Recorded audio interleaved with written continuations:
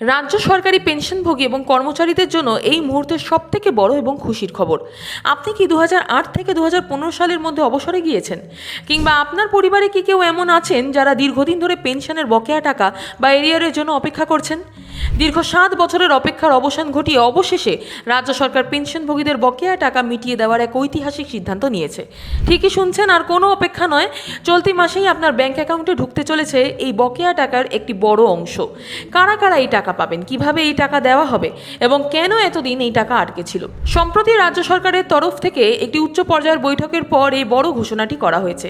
জানানো হয়েছে যে 2008 থেকে 2015 সাল পর্যন্ত এই দীর্ঘ 7 বছর ধরে যে সমস্ত পেনশনভোগীদের এরিয়ারের টাকা আটকে ছিল, রাজ্য সরকার এবার সেই বকেয়া টাকা মিটিয়ে দেওয়ার ব্যবস্থা করছে। তবে এখানে একটা গুরুত্বপূর্ণ টুইস্ট রয়েছে। সরকারের পক্ষ থেকে জানানো হয়েছে যে এই মুহূর্তে সম্পূর্ণ বকেয়া টাকার সঠিক হিসেব নিকেশ করতে কিছুটা সময় লাগতে পারে।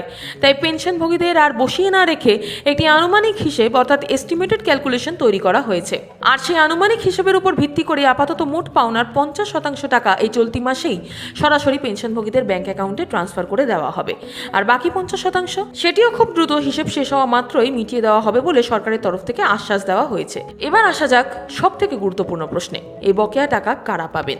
রাজ্য সরকারের এই সিদ্ধান্তের ফলে রাজ্যের লাখ লাখ পেনশনভোগী উপকৃত হতে চলেছেন।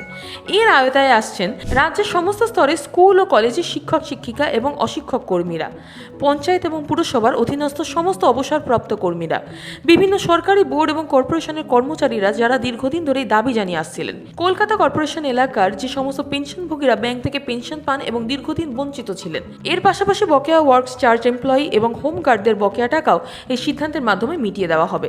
তার মানে বুঝতেই পারছেন, প্রাথমিক শিক্ষক থেকে শুরু করে পুরসভার কর্মী বা হোমগার্ড, রাজ্যের একটা বিশাল অংশের মানুষের ঘরে এই উৎসবের মরশুমের আগে খুশির হাওয়া আসতে চলেছে। অনেকের মনে প্রশ্ন জাগতে পারে, 2008 থেকে 2015 সালের টাকা আজ 2026 সালে এসে কেন দেওয়া হচ্ছে? কেন এতদিন এই বিপুল পরিমাণ টাকা আটকে রইল?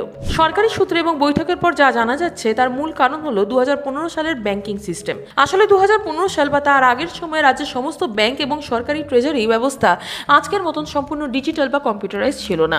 ডেটা মিসম্যাচ এবং ম্যানুয়াল রেকর্ডের ত্রুটির কারণে এই 7 বছরের পেনশনের সঠিক হিসেব বের করা প্রায় অসম্ভব হয়ে দাঁড়িয়েছিল। এই প্রযুক্তিগত জটিলতার কারণেই বছরের পর বছর ফাইলবন্দি হয়ে পড়েছিল লাখ লাখ মানুষের হাড় ভাঙা খাটুনির এই উপার্জিত টাকা। অবশেষে বর্তমান প্রযুক্তি এবং নতুন করে ডেটা খতিয়ে দেখার পর এই জট কাটানো সম্ভব হয়েছে। একদিকে যখন রাজ্য সরকারের এই জনমুখী সিদ্ধান্ত সাধারণ মানুষকে স্বস্তি দিচ্ছে, ঠিক তখনই রাজ্যের রাজনৈতিক অলিন্দেও এক নজিরবিহীন ছবি ধরা পড়ল। একদিকে বকেয়া মেটানোর দাবিতে যৌথ মঞ্চের সাথে যেমন আলোচনা চলছে, অন্যদিকে বিধানসভায় নতুন ও পুরনো বিধায়কদের নিয়ে দুদিনের একটি বিশেষ প্রশিক্ষণ শিবিরের আয়োজন করা হয়েছিল। সেখানে এক ঐতিহাসিক ফ্রেম দেখা গেল, যেখানে লোকসভার স্পিকার ওম বিড়লা, বিধানসভার স্পিকার রথীন্দ্র বসু, স্বয়ং মুখ্যমন্ত্রী একই মঞ্চে পাশাপাশি বসেছিলেন। গণতন্ত্রের স্বার্থে শাসক ও বিরোধী দলের এই সহাবস্থান যেমন প্রশংসিত হয়েছে, তেমনি এই অনুষ্ঠানকে ঘিরে রাজনৈতিক বিতর্ক কম হয়নি। তৃণমূল বিধায়ক কুণাল ঘোষ দল এবং স্পিকারের কিছু সিদ্ধান্তের বিরুদ্ধে ক্ষোভ উগরে দিয়ে অনুষ্ঠান মাঝপথেই ছেড়ে বেরিয়ে যান, যা নিয়ে এই মুহূর্তে রাজ্য রাজনীতি তোলপাড়। তবে রাজনীতির ঊর্ধ্বে গিয়ে সাধারণ মানুষের জন্য, বিশেষ করে প্রবীণ নাগরিকদের জন্য বকেয়া পেনশনের 50% টাকা চলতি মাসে অ্যাকাউন্টে চলে আসার এই খবরটি সত্যি এক বিরাট স্বস্তির খবর। আপনার পরিবারে কি এমন কেউ আছেন যিনি এই বকেয়া টাকা পেতে চলেছেন? সরকারের এই 50% টাকা আগে দেওয়ার সিদ্ধান্তকে আপনি কিভাবে দেখছেন? কমেন্ট সেকশনে আপনার গুরুত্বপূর্ণ মতামত অবশ্যই জানান। ভিডিওটি ইনফরমেটিভ মনে হলে লাইক শেয়ার করতে ভুলবেন না। দেখতে থাকুন।